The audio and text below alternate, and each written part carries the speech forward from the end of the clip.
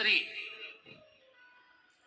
जितने पूरे विश्व में लोग कथा श्रवण कर रहे हैं, देश विदेश में बैठकर भक्त इस पवित्र प्रांगण में बैठकर कथा श्रवण कर रहे हैं, वो अपने भीतर एक उतारिएगा। पुरुष और स्त्री में एक अंतर है। दादा दादी को पार लगा, पर शंकर के मंदिर में अगर कोई स्त्री, कोई नारी, कोई लड़की, कोई कन्या, कोई बेटी, कोई माँ, कोई वृद्ध भी अगर शंकर के मंदिर में एक लोटा जल चढ़ा रही है तो वो अपना मायका और अपना ससुराल दोनों की इकहत्तर पीढ़ी को पार उतार देती है। और कितना सुंदर कहा माता पार्वती जी ने भगवान शंकर से अमरनाथ की गुफा में प्रश्न करते हुए कहा कि पुरुष भगवान की सेवा में लगे, भजन में लगे, मंत्र उच्चारण में लगे तो उसका फल पुरुष को प्राप्त हो। शिव की भक्ति में लगती है तो हे भोलेनाथ, उसका फल किस किस को मिलता है? शिव महापुराण की कथा कहती है, भगवान शंकर का चरित्र कहता है, पुरुष का करा गया पुण्य पुरुष को प्राप्त होता है। पर केवल भारत की भूमि पर एक नारी एक ऐसी होती है, स्त्री ऐसी होती है, जिसने अगर सोमवार का व्रत कर लिया, मंगलवार का व्रत कर लिया, तीज का व्रत कर लिया, चतुर्थी का व्रत कर लिया, छठ का व्रत कर लिया, पंचमी का व्रत कर लिया, नवरात्रे के व्रत कर लिए, कोई सा व्रत, कोई सी पूजन, अगर भारत की भूमि हो चाहे देश विदेश की नारी हो, अगर कोई स्त्री व्रत करती है तो उसका फल केवल स्त्री अकेली को नहीं मिलता, उसका फल उसके बेटे को, उसकी बेटी को, उसके पति को, उसके ससुर को, उसकी सास को और उसके मायके को, सबको प्राप्त होता है। ये नारी के द्वारा किया गया पुण्य का फल उसके पूरे परिवार को मिलता है, पूरे परिवार।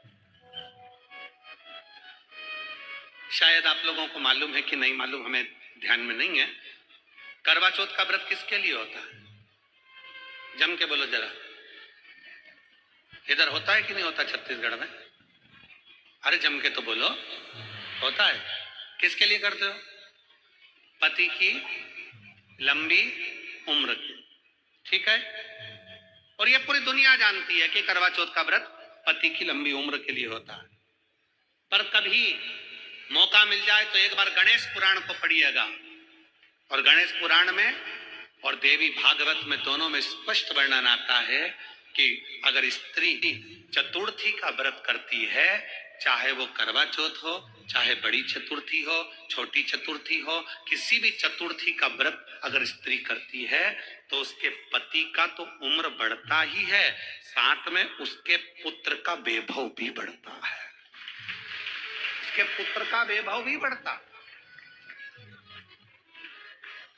उसकी संतान का सुख भी बढ़ता है।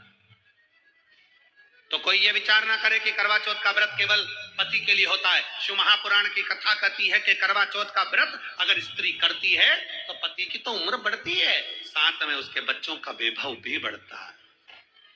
कोई व्रत अगर स्त्री करती है, नवरात्रे का व्रत कर रही है, नवरात्रे में उपवास रख रही है, उसका फल सबको मिलता है, उसके पूरे घर को प्राप्त हो, पूर्ण घर।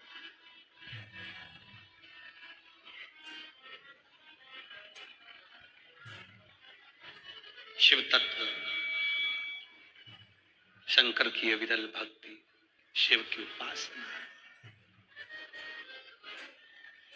मंत्री से ज्यादा मंत्र पर भरोसा रखो, मंत्री से ज्यादा मंत्र पर भरोसा रखो, और संसार से ज्यादा मेरे महाकाल पर भरोसा रखो। तो नहीं मानूं कि गणेश जी कब फ्री रहते हैं? हमने कहा गणेश जी फ्री रहने का केवल एक समय होता है, एक टाइम होता है, एक पल होता है, एक घड़ी होती है। गणेश जी की सबसे पहली जो आरती हो, उस आरती के समय पर अगर धूप बत्ती जलाई जाए या गोबरी को जलाकर उसमें गूगल छोड़ी जाए, और गूगल छोड़ने के बाद गणेश जी का नाम ध्रुम वर्ण कह दिया जाए, तो गणेश जी को तुम्हारे घर की पूजा स्वीकार करना पड़ती है। बस वो समय हम जानते, हम तो बस उतना जानते हैं कि शिव महापुराण में लिखा और मुद्गल पुराण में लिखा, गणेश पुराण में लिखा, गणेश जी का एक नाम होता है ध्रुम वर्ण। क्या नाम है? ध्रुम वर्ण। गणेश जी का एक नाम होता है, जब हम धूप जलाकर और धूप लगाने के बाद में गणेश जी की सबसे पहली आरती करने के पहले अगर हम सबसे पहली आरती गणेश जी की कर रहे हो, अपने घर में स्थापना कर रहे हो, बिठा रहे हो, और तुम चाहते हो कि गणेश जी मेरे घर में आके मेरी पूजा को स्वीकार करें और जो मांगू मेरा गणेश मुझे दे 10 दिन के अंदर, तो पहला नाम लेकर पुकार लेना ध्रुव वर्ण विनायक, बैठो, बस काम हो गया। वो फिर ही होकर आता, वो बैठता अलमस्तता में बैठता। अब वो हमसे पूछे समय क्या है, हमने कहा देखो हमारे को तो मालूम नहीं, बस इतना जरूर जानते हैं कि ध्रुव वर्ण नाम के मेरे विनायक, जो जिनके शरीर से भक्तों के ताप मिटाने के लिए अग्नि तेज निकलता रहता है, जिनके शरीर से धुएं की भांति अग्नि प्रकट होती रहती है। अग्नि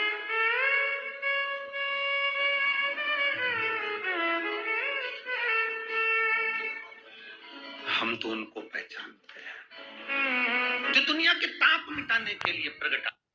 तो जो चतुर्थी का पूजन करने वाली होती है, जो चतुर्थी का नियम व्रत धारण करने वाली होती है, बड़ी बड़ी चतुर्थियां करती हैं या उसका नियम धारण करती हैं, तो चतुर्थी का जो पूजन करती है वो किस चीज के लिए होता है? केवल संतान, पुत्र, परिवार, हमारा कुटुंब, हम जिस कुल में है हमारा कुल वैभव की ओर बढ़े, संपदा की ओर बढ़े और उसकी आयु बढ़े,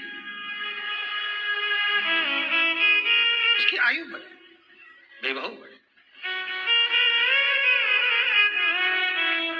बहुत ध्यान दीजिएगा महाराज, चतुर्थी की पूजन में जो आप आखा दाना रखते हो, गेहूं वगैरह कुछ भी जो भी रखते हो, उसकी बड़ी महत्वता होती है महाराज। यहां तक कहा गया है, चतुर्थी की कथा तो आप लोग पढ़ते होंगे, जो लोग पढ़ते हैं उनको मालूम होगा, चतुर्थी की कथा में लिखा है,